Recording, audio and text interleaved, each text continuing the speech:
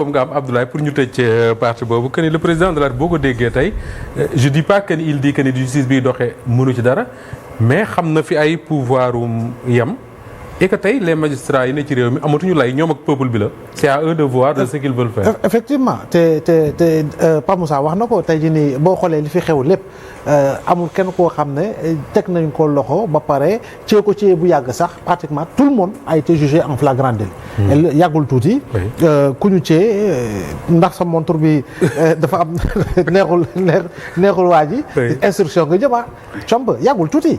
on se souvient 1 millier et nangam d'arrestation mais ñaata nit la ñaata. wax na lu am solo moom président de la République nee na il y a quelques mois ci ginnaaw am na ñu toog ay 15 jours ci prison mënuñu nelaw parce que amuñu fu mënuñu tëdd. effectivement. et loolu c'est contrairement à ce qui se passe. qui était dans des conditions yu doy waar. parce que dégg nañu l'honorable député Amidia wax na ko. nee na moom si prison la jëlee li nga xam moo di diabète. ba léegi mu ngi koy traité. Boubacar Seye Horizon Sans Frontières. même chose wax na ko donc juste pour dire que.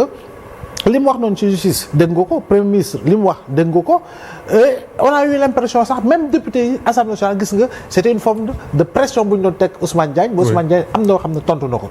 tontu bi mu tontu sax moom la ñuy xaar parce que gars yi nañu bravo man dama ne jarul bravo parce que li mu war a wax exactement la war a wax. au moins foofu wane na le principe de séparation des pouvoirs yéen vous êtes le parlement. mais vous n'avez pas des injonctions à me donner. man mii nga xam ne exécutif laa bokk.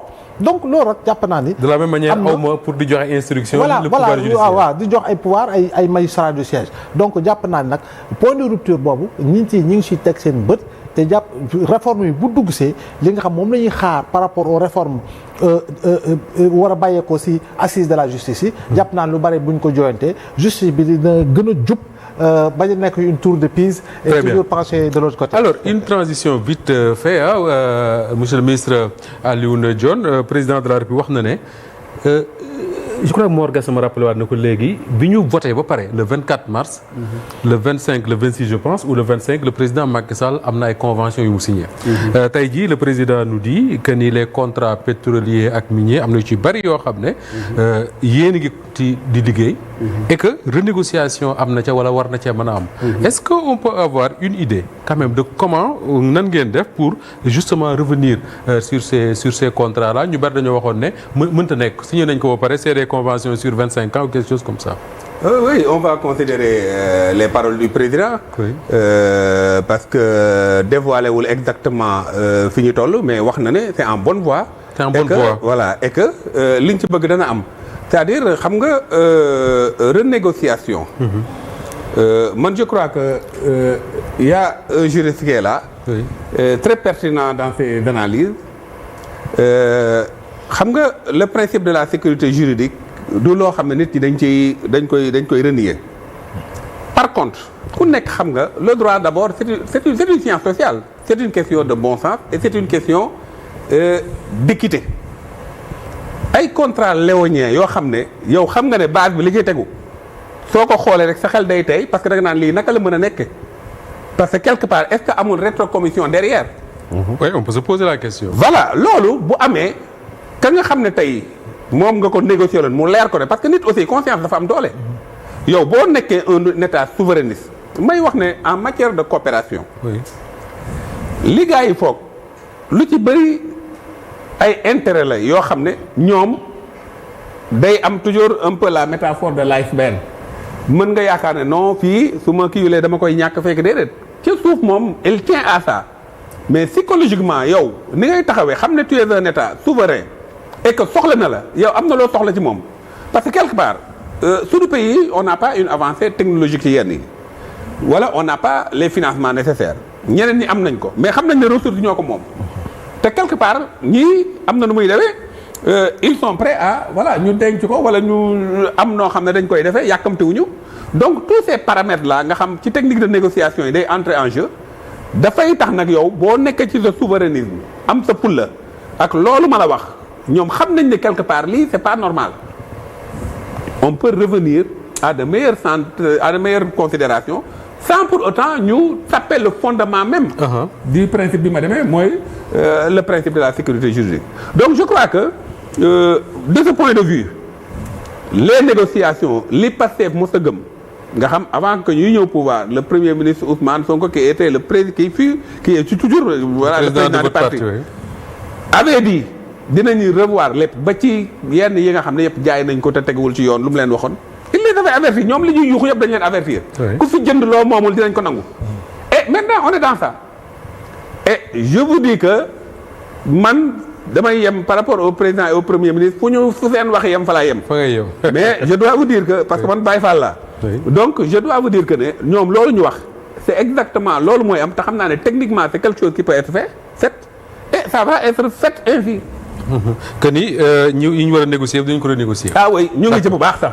alors d'ailleurs même il y a des avancées am na yoo xam ne d'ailleurs le ministre de l'énergie am na yu bëri yoo xam ne wax na ko. le ministre de l'énergie voilà. d'accord alors Ndiaga Diaw yaa ngi wax sànq le président Abdoulaye Wade conditions yi mu jóge woon ci pouvoir bi il y a beaucoup de choses yoo xam ne wax nañ ko bi mu fi jógee mais mosuma dégg quand même ñu ne Abdoulaye Wade bi ñu falee Macky Sall ba pare am na ay actes yu mu posé tey jii on nous dit y a un président boo xam ne bi ñu falee son prédécesseur ba son successeur ba pare posé na ay actes yoo xam ne président Diomaye Faye wax na sax ne bu ci intérêt wu Sénégal nekkoon ñu mën a wax mais dafa gis ne moom intérêt wu Sénégal sax nekku ca lan moo ko mën a expliquer parce que y a des dessous de table le ministre wax léegi yoo xam ne mën nañ ko soupçonner wala déet. bon mënuma wax des dessous de table parce que aussi loo xamante ni ñun maîtriser wuñ ko. xamuñu exactement les tenants et les aboutissants mënuñu ci wax mais li wér te wóor mooy dañoo fal ay dirigeants jox leen tous les moyens nécessaires pour que réew mi tegu ci yoon ñoom ñooñu nga xamante ni nag tey ñoom la ñu dénk. ñoom ñoo am devoir ak obligation saytu lépp xam nga bu ñu déglu woon président Abdoulaye Wade xëy na peut-être moom président Macky Sall sax mbiri du yegg si fii parce que bi muy wax affaire Franck Timis je pense que c'était vers 2014 ou 2015 président Wade bi muy wax affaire pétrole bi ci ay contrats yoo nga xamante ni ñu ko ficelee baaxul et dama jàpp ne nag ressources naturelles yi Sénégalais yi ñoo ko moom waruñu accepter benn groupe de personnes parce que tout simplement dañu yor nguur wala boog seen mbokk dafa nekk président de la République parce que président de la République fi jógee ñëpp dégg nañ rakkam ni nga xamante ni noonu la duggee woon ci affaire pétrole bi. Oui. Est-ce que dañuy seetaan benn groupe de personnes parce que tout simplement dañu am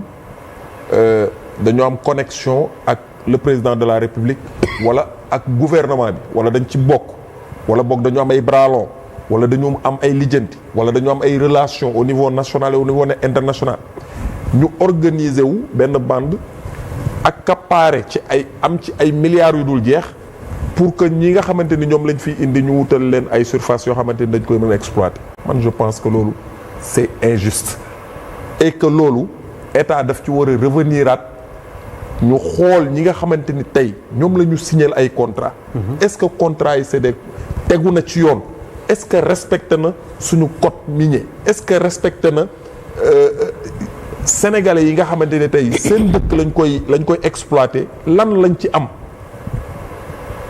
mais loolu tey état moo ko war a xool su fekkente ni dëppoowul ak li nga xamante ni mooy njëriñu askan wi automatiquement nañu ko renégocier waat ba nga xamante ni kat population yi dinañ ci am li nga xamante ni mooy seen ak seen yelleef. su fekkente ni aussi gis nañ ni contrat yi kat baax na Sénégal mën na ci gis boppam jàpp naa ne war nañ ko mën a bàyyi mu wéy parce que aussi quoi que l'on puisse dire Moustapha affaire yi dafa yéex de. dafa yéex parce que li Sénégalais yi di xaar mooy réew mi dox. ndaw ñi am xëy. oui. dund gi wàññeeku. coow li également wàññeeku. parce que li ñu daan gis à l'époque mooy président bu ñu fal balaa juróomi at yi di jeex yow déjà ñeenti at yëpp dañ koy accompagner ak wax. bàyyi fee liggéey.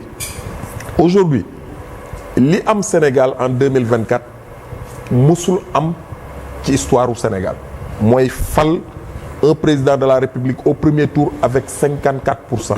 même Abdoulaye Wade mi nga xamante ni en 2000 dañu wax ne ni ñu ko élire dafa rafet sax. amu ko président Macky Sall amu autour de 30% au premier tour. mais président Wade bi mu ñëwee donte ne situation réew mi fi fekk ñëpp xam nañ ne en 2000 bi fi Abdou Diouf di jóge bàyyiwu fi alal mais président Wade quand il est venu dafa dem ziare ji Touba retourné jaar Tivaouane tàllal loxo sëñ bi ne ko ñaanal ma am ay projet parce que alal am na fi. xaalis am na fi. boobu mi ngi doon attirer investisseurs yi mais dalal également xelu sénégalais yi. mais malheureusement ñii bi ñu faloo dañu wax ne dañu ñëw fekk réew mi daanaka. nga lekk ba mu jeex. dañ ko lekk ba mu jeex loolu aussi impacté na ci situation bi nga xamante ni tey moom la ñu nekk di dund parce que man jàpp naa ni. état moom moo maanaam moo yor levier pour war a dem lijjanti ji économiquement nu suñu dëkk bi doxee. d'accord te ñu bëri tey soo leen laajee dañuy wax ne jéego yi ñuy xaar. ci gouvernement bu bees bi am na yu bëri yu nga xamante ni def na ci. am na tontu bu ci président de la République indi après Mor Gassama dinañ jéem a leeral ci.